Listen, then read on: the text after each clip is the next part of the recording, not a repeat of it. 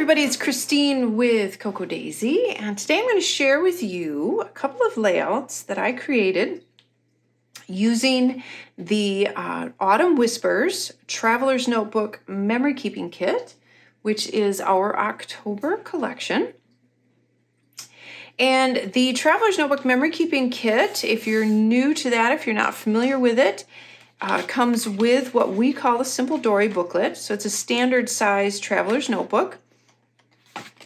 And all of the pieces and parts and bits and pretty stuff that you would need to create an entire traveler's notebook mini album. It also comes in this great little folder.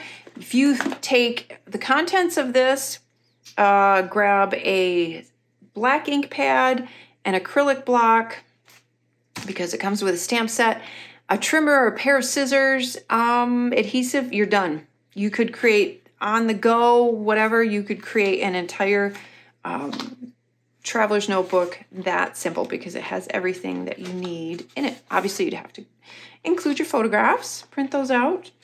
So the Simple Dory, I'm going to show you a couple layouts just to kind of give you some ideas. That's what this tutorial is all about. To give you some ideas on how to use the product, a couple of little fun things that I did. So I had this really cute picture of the two leaves with Blue. That's her little nose right there. And at first, I was going to use one of the Traveler's Notebook cards. So these are sized perfect to fit on the pages, and they're great little jumping off points. Like this would be a great one for journaling if you wanted to. This has the pretty quote, and then this you could actually add whatever you wanted to. If you wanted to stamp something on there, add a title, you could. But this one had the fun saying of "Every leaf speaks bliss to me, falling from the autumn tree." And I thought, oh, that looks really, really pretty. Or that saying works so well with those.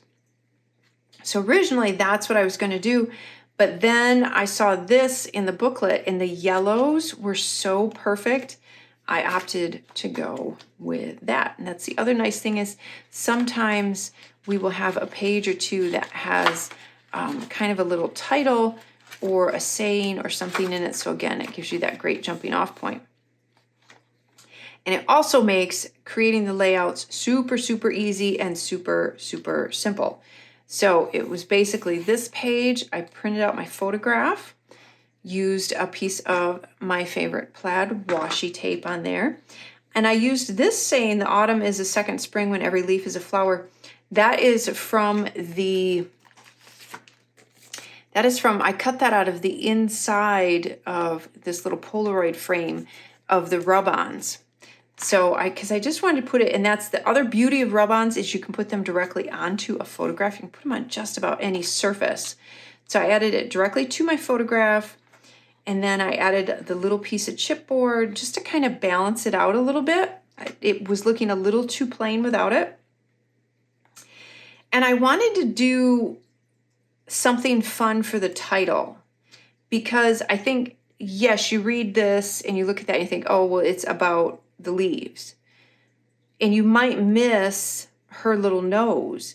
So that's why I did the title this way. And I said puppy nose, because when you first look at this and you go puppy nose, well, that doesn't make any sense. And sometimes that's what's fun about layouts.